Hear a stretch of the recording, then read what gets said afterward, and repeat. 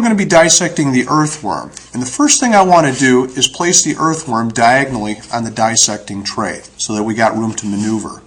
The next thing I want to do is make sure that the dark side of the earthworm is facing up and not the lighter underside of the earthworm. After that, I want to pin the earthworm down. So I'm going to place one pin in the anterior aspect of the earthworm.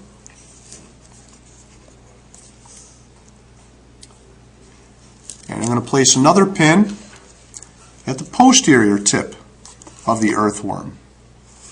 I'm now ready to begin. So I want to take my scalpel, and I want to hold my scalpel like a pencil, like so. And I want to make sure is never to cut towards my hands. My hand should always be either on the side of the scalpel or in back of the scalpel. Never cut towards yourself. Now the first thing we want to do is begin to dissect the posterior aspect of the earthworm, behind the clitellum, this reproductive structure. And the reason is because most of the important structures are going to be in the anterior aspect of the earthworm. The heart, the esophagus, the pharynx, etc. are all going to be in the anterior aspect. The only thing back here is the digestive tract. So this is where I want to begin to get some practice. After I feel confident of my abilities, I can then begin to dissect the anterior aspect. So let's go ahead and begin posteriorly to the clitellum. Now what I want to do is I want to hold the worm gently, and then I usually come in at an angle, about a 45-degree angle, and using only the tip of the scalpel, I'm going to begin to gently cut into the earthworm. I have to make sure that I don't go too deeply, or I will actually puncture the digestive tract of the earthworm. So if you see dirt, you've gone too deep. You've punctured the digestive tract. You need to back off a little bit. Now, what I'm going to show you right here is the cuticle of the earthworm. It's a protective covering, and it looks a little bit like saran wrap. You can see some of it right there that's being lifted up. That is the cuticle. See if I can grab some more here. You can see that material, kind of like saran wrap. That is the cuticle. That is a protective covering. Now what I'm going to do is I'm going to take my forceps and I'm going to begin to gently peel back the skin.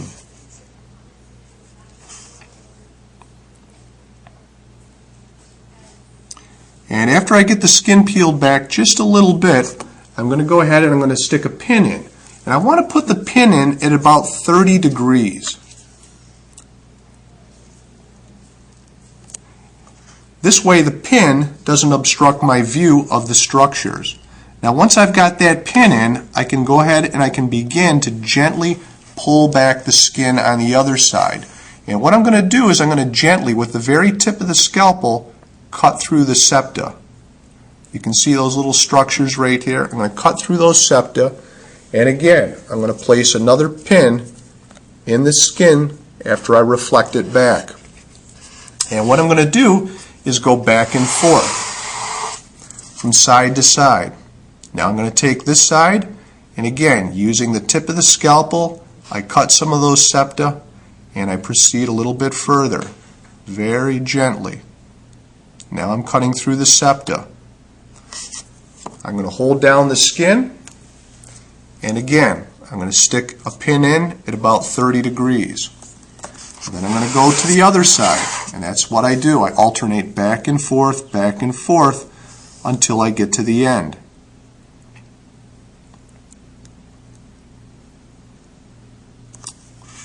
And I'm going to put another pin in.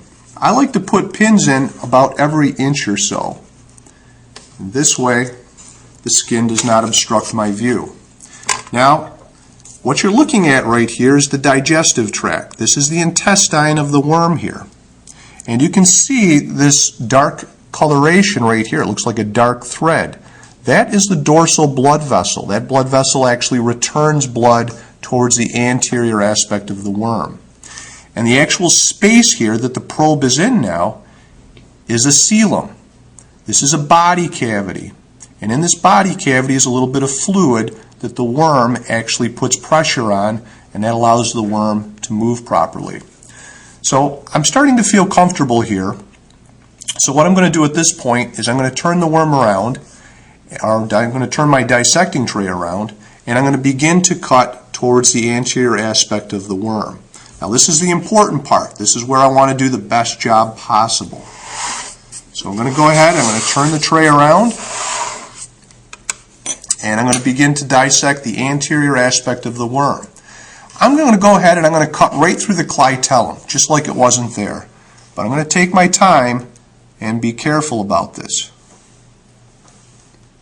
As you can see, I went a little too deep there and I nicked the intestinal tract right there. You can see a little bit of soil. Okay, so I'm going to back off a little bit and be a little bit more cautious.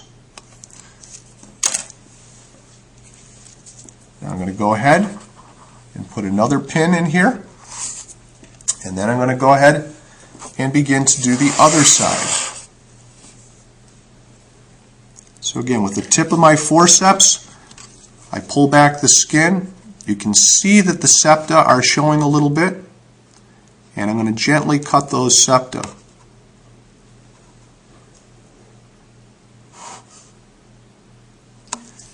And I'm going to work my way anteriorly.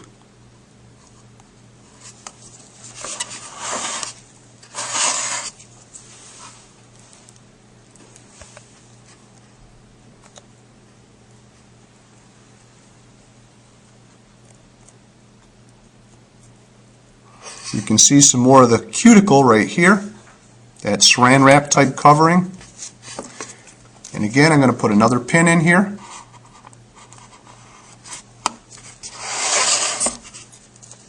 And I continue to alternate back and forth until I get to the tip, the anterior aspect of the worm.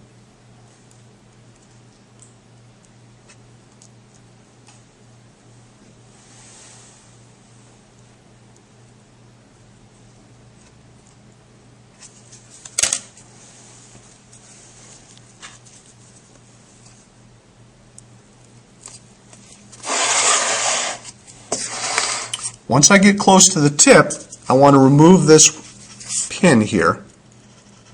Gently remove that. And again, I continue to cut forward, gently reflecting the skin.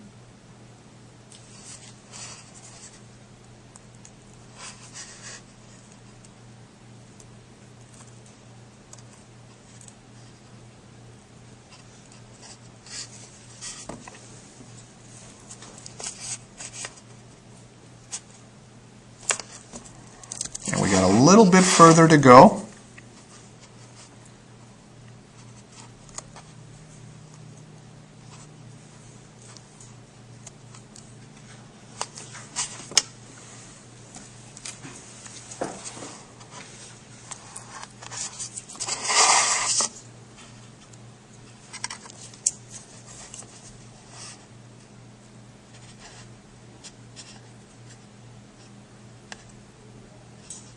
I'm going to hold that down with the forceps. And again, my last pin in at about 30 degrees, holding the skin down. Now you can see that I have easy access to all the anatomical structures of the worm. Let's go ahead and begin up front here. This right here is going to be the mouth. The very anterior hole is the mouth.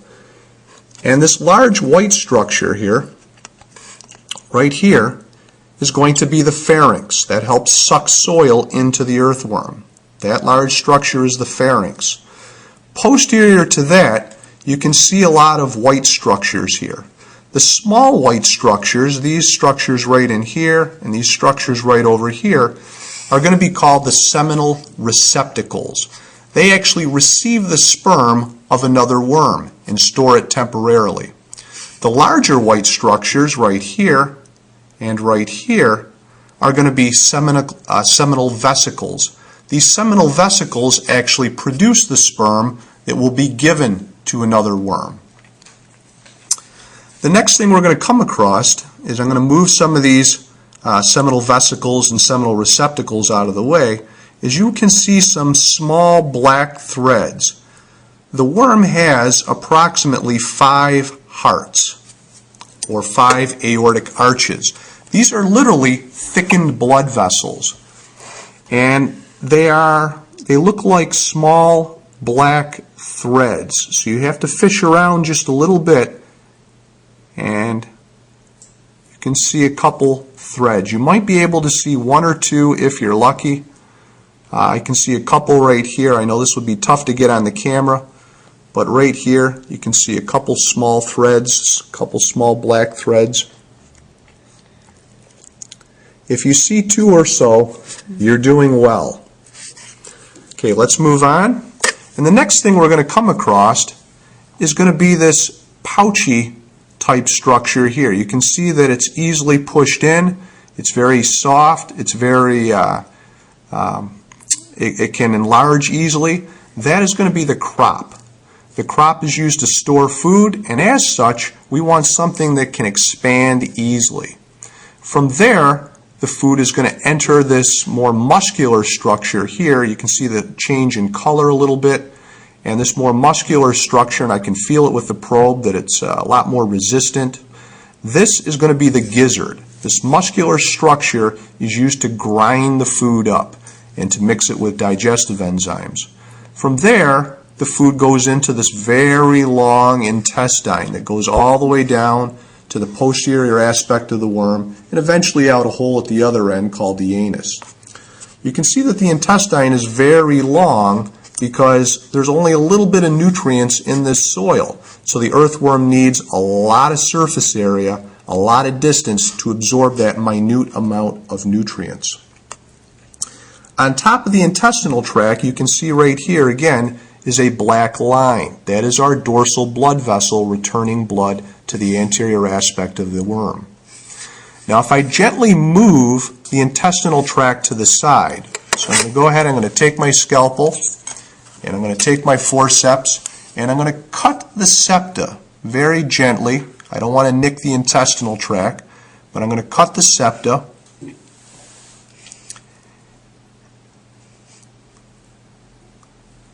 And you can begin to see a small white line. It looks like a glistening white thread. You can see it right here. That white thread is a nerve cord. And that is sort of a primitive spinal cord. That actually conducts nerve impulses down the worm. So that is going to be the nerve cord. If you're lucky, you'll see a small black thread-like blood vessel right next to it, and that's going to be the ventral blood vessel. You can't see it here. Once in a while you get a good specimen and you can see that ventral blood vessel. That ventral blood vessel takes blood from those hearts, those 5 hearts, and delivers that blood down to the posterior aspect of the worm. And that's going to be it for the earthworm dissection.